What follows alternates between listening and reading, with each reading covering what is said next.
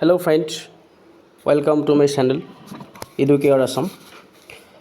আজি আমি আলোচনা কৰিব ওলাইছোঁ ADRE গ্ৰেড 4, গ্ৰেড 3 আৰু আসাম পুলিচৰ উপযোগী হোৱাকৈ কেইটামান আৰ্টিকলছ আৰু প্ৰিপজিশ্যন। প্ৰথম প্ৰশ্নটো আছিল he drives at a speed of 90 miles dash hour। তেওঁ 90 কিলোমিটাৰ স্পীডত গাড়ী চলায়। ইয়াত option A, option B an, option C the, option D no article needed. এই খালী জেগাডোখৰত যিকোনো এটা আৰ্টিকল বহিব। ইয়াৰ কাৰেক্ট এনচাৰটো হ'ব অপশ্যন বি এন। আমি আৱাৰ থাকিলে আৱাৰ, অনাৰেবল, অনেষ্টি এনেকৈ থাকিলে এন বহাব লাগে। পিছৰ প্ৰশ্নটো হ'ল the river Yamuna is dash longest river of all. যমুনা নদীখন সকলো নদীতকৈ দীঘল। এইটো ছুপাৰলেটিভ ডিগ্ৰীত কৈছে। Superlative degree long, longer, longest. Superlative ডিগ্ৰীত হ'লে ইয়াৰ কাৰেক্ট এনচাৰটো হ'ব অপশ্যন চি দা। ইয়াৰ পিছৰ প্ৰশ্নটো হ'ল কুৱেশ্যন নম্বৰ 3 আই শ্বিল গ' টু ভিজিট ডেছ তাজমহল। মই তাজমহললৈ ভিজিট কৰিব যাম। ইয়াৰ অপশ্যন এ আছে, অপশ্যন বিত N, option C the, option ডিত ন' আৰ্টিকল নিডেড। ইয়াৰ কাৰেক্ট এনচাৰটো হ'ব অপশ্যন চি দ্য তাজমহল হোৱাৰ কাৰণে বিখ্যাত অট্টালিকা, নদ নদী, পাহাৰ পৰ্বত, গ্ৰহ উপগ্ৰহ আদিৰ ক্ষেত্ৰত বা প্ৰসিদ্ধ ঘটনা আদিৰ ক্ষেত্ৰত দা ব্যৱহাৰ হ'ব। ইয়াৰ পিছৰ বস্তুটো হ'ল I have only dash 1 rupee note. মোৰ হাতত 1 টকীয়া নোট এখন আছে। Option A, option B an, option C the, option D no' article needed. ইয়াৰ কাৰেক্ট এনচাৰটো হ'ব অপশ্যন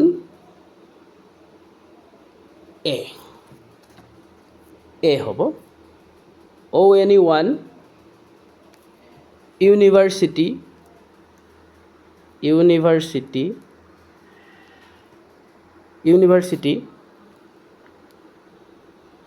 ইউনিয়ন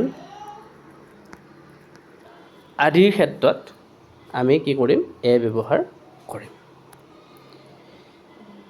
ইয়াৰ পিছৰ বস্তুটো হ'ল she is dash European lady. Option A, option B an, option C the, option D no' article needed. ইয়াৰ correct এনচাৰটো হ'ব option এ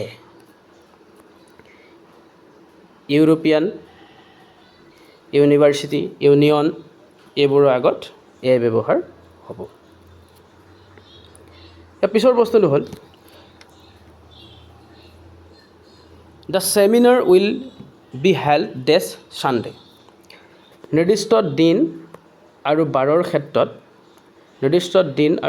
ক্ষেত্ৰত বা তাৰিখৰ ক্ষেত্ৰত আমাৰ ইয়াতে অপশ্যন চি অন ব্যৱহাৰ হ'ব। নিৰ্দিষ্ট বাৰ ছানডে, মনডে, নিৰ্দিষ্ট তাৰিখ 15 আগষ্ট আদিৰ ক্ষেত্ৰত আমি অন প্ৰিপজিশ্যনটো ব্যৱহাৰ কৰিম। ইয়াৰ পিছৰ বস্তুটো হ'ল option question number 7 snow' falls dash January. Option A at, option B in, option C on, option D of. ইয়াৰ কাৰেক্ট এনচাৰটো হ'ব অপশ্যন বি ইন বহিব। জানুৱাৰী মাহ, বছৰ, ঋতু, ডাঙৰ চহৰ, চন আদিৰ ক্ষেত্ৰত ইন ব্যৱহাৰ হয়। ইয়াৰ পিছৰ প্ৰশ্নটো হ'ল we came dash car. Option A at, option B in, option C by, option D none of the above. ইয়াৰ কাৰেক্ট এনচাৰটো হ'ব option number C by car আমি যদি গাড়ী বা যান বাহনৰ ক্ষেত্ৰত গ'লে বাই কাৰ হ'ব বাই বাছ হ'ব বাই বাছ বাই ট্ৰেইন কিন্তু হাতীৰ পিঠিত ঘোঁৰাৰ পিঠিত বা খোজেৰে গ'লে অন প্ৰিপজিশ্যনটোহে ব্যৱহাৰ হ'ব on horseback on foot এনেকুৱা ক্ষেত্ৰত অন ব্যৱহাৰ হ'ব কিন্তু গাড়ী বাছ কাৰ ট্ৰেইন এনেকৈ হ'লে বাই প্ৰিপজিশ্যনটো ব্যৱহাৰ হ'ব ইয়াৰ পিছৰ বস্তুটো হ'ল please swear dash the God ভগৱানক লৈ অনুগ্ৰহ কৰি শপত খাবলৈ দিছে ইয়াৰ option A by option B in option C at option D none of the above ইয়াৰ কাৰেক্ট এনচাৰটো হ'ব option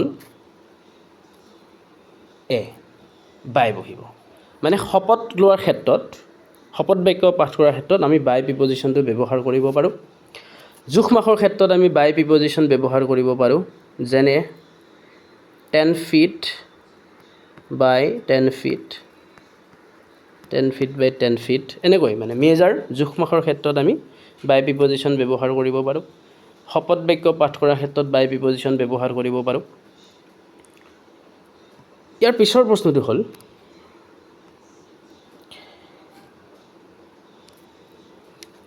the man died dash cholera option A by option B of option C at option D in মানুহজন cholera বেমাৰত ঢুকাল ইয়াৰ correct এনচাৰটো হ'ব option B of হ'ব বেমাৰত মৰিলে আমাৰ অফ ব্যৱহাৰ হ'ব অফ প্ৰিপজিশ্যনটো ব্যৱহাৰ হ'ব যদি বেমাৰত মৰে কিন্তু দুৰ্ঘটনাত মৰিলে আমাৰ ইন